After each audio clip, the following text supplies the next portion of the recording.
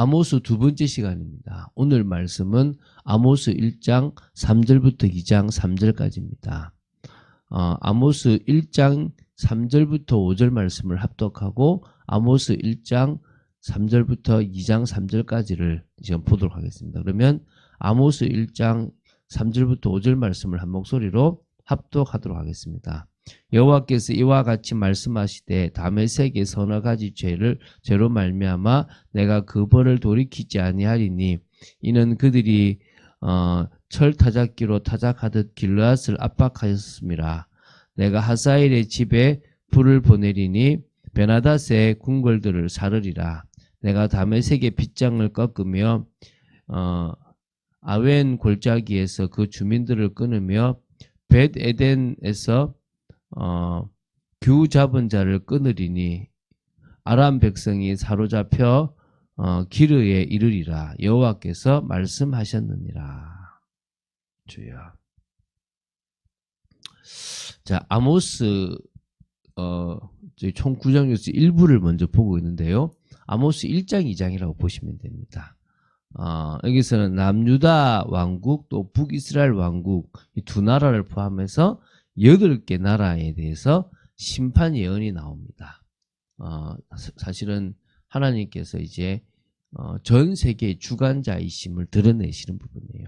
그래서 대선지서들을 보면 주로 하나님께서 여러 나라들을 아수르, 바벨론, 하여튼 앞으로 뒤에서 모든 나라들을 다 사실 주관하고 계시다는 것들을 우리가 볼 수 있거든요. 자, 그 중에서 오늘 보게 될 아모스 1장 3절부터 2장 3절은요. 이제 아람이라는 나라, 블레셋이라는 나라, 두로, 에돔, 암몬, 모압까지 총 6개의 나라에 대해서 심판하시는 거예요. 이 나라 지금 없어요. 그곳에 다른 사람들이 살고 있습니다. 여러분 그 팔레스타인이라고 들어봤는데 그게 사실은 블레셋이라 이름과 비슷한데 그 과거 블레셋과 완전 달라요. 다른 사람들이에요. 그러니까 한마디로 없어요. 심판해버렸어요, 그냥. 물론, 나라가, 아랍 나라의 그 나라 흔적들은 있겠죠. 뭐, 다메섹에 그런 흔적들은 있겠죠. 없어져 버렸어요. 하나님께서 멸망시켜버렸다니까요. 그 정도로 하나님의 이 말씀이 성취되는 거예요. 또 하나님이, 하나님의 백성을 건드리는 그 나라들을 용서 안 한다는 거예요. 자, 그래서 이제 내일 또, 우리가 볼 것은 남유다와 북이스라엘에 대한 이스라엘 민족에 대한 하나님의 심판을 또 보겠습니다. 자, 그러면 이 8개국의 심판 예언을 기록해서 좀 전형적인 패턴을 가지고 있어요. 어떻게 하냐 그러면은 이 해당 국가에 대해서 심판 확정 사실을 선포해요. 그리고 심판의 원인이 된 대표적인 범죄 사실을 지적하세요.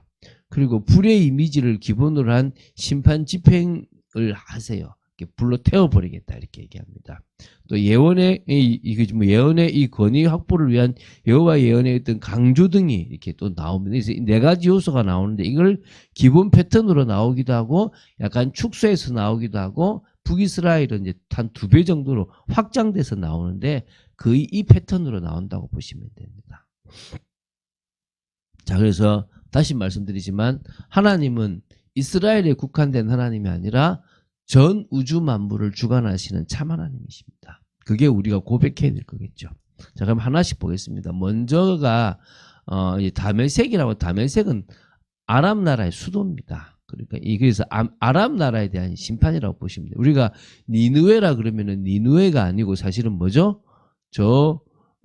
이 아수르의 수도이기 때문에 아수르를 말하는 거지 않습니까? 이 다메섹도 마찬가지입니다.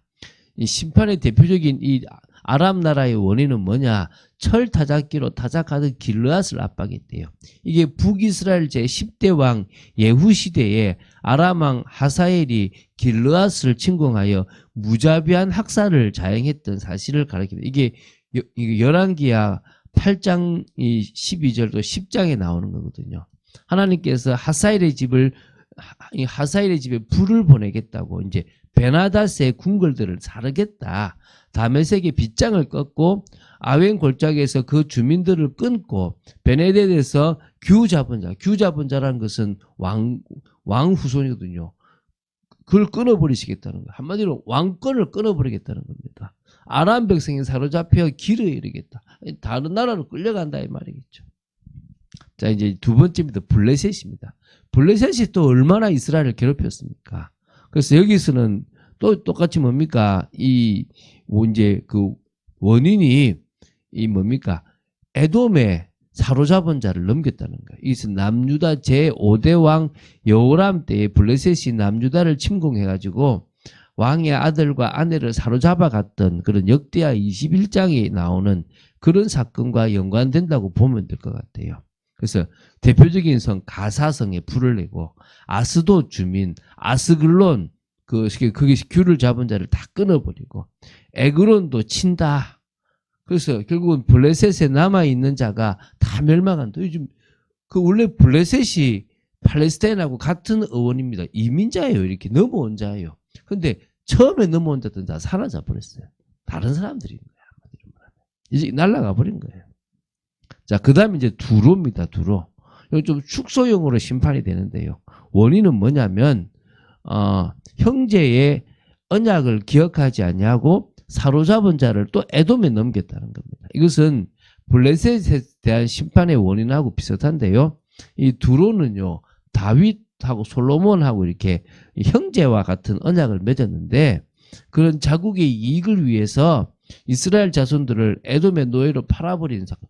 정확하게 언젠지 모르지만 어쨌든 두로성에 불을 보내서 그 궁궐들을 사르겠다라고 없어져 버리는 거다. 하나님의 백성을 건드린다면 하나님이 심판한다는 거예요. 여러분, 누군가 여러분을 건드리고 나를 건드린다. 그러면 어떻게 해요? 그냥 가슴 아프고 어떨 때는 힘들지만 기다리세요. 주님이 원수 갚으시고 주님이 진노하시고 다 심판하신다는 거예요. 이제 11절 12절은 에돔에 대한 거예요. 사실 에돔은 에서 후손이기 때문에 이 이스라엘에게는 형제 나라와 같은 나라입니다. 그런데 다른 선지서에 나오지만 이스라엘이 가나안 땅으로 들어갈 때 그냥 지나가게만 해달라 돈 지불하겠다는데도 못 가게 했잖아요. 나중에 그것도 지적하거든요. 여기서 지적하잖아요. 형제국인 북이스라엘과 남유다에 대해서 적대적으로 대했다는 거예요. 계속 적대적으로 대했죠. 그래서 대만에 불을 보내시겠다는 겁니다. 보스라의 궁궐들을 사르시겠다는 그 흔적을 없애버리는 거예요. 땅만 남아있지 사람이 없어져 버리는 거예요. 여러분, 이게 하나님의 심판입니다. 13절부터 15절에는 암몬입니다. 암몬은 롯의 후손이잖아요. 아브라함이 조카예요. 조카의 이 아들들이거든요. 그러니까 딸과 같이 이제 된 거죠. 이 원인은 뭡니까? 자기들의 영토를 확장하기 위해서 길르앗을 침공했다는 거예요. 또 이 길르앗의 임산부의 배를 가르는 만행을 저질렀다는 거예요. 그러니까 암몬은요, 수시로 이스라엘을 위협하는데 여러 번 했다는 거예요. 그러니까 고대 전쟁에서 왜 이 이방인들이 이게 와서 임산부의 배를 가르냐면 아예 그 씨를 말려버리겠다는 하나의 어떤 그런 조치예요. 암몬이 길르앗에 그런 악행을 저질렀다는 거예요. 하나님의 심판을 받는 게 당연하겠죠.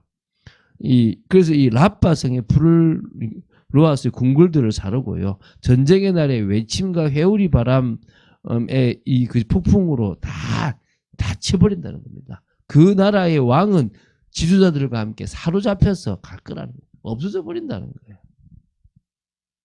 그리고 이제 2장 1절부터 3절입니다. 이게 마지막 모압입니다. 모압 역시 암몬하고 모압이 바로 이 롯의 아들들이거든요. 딸하고 사이에서 나온 이게 아들들이란 말입니다.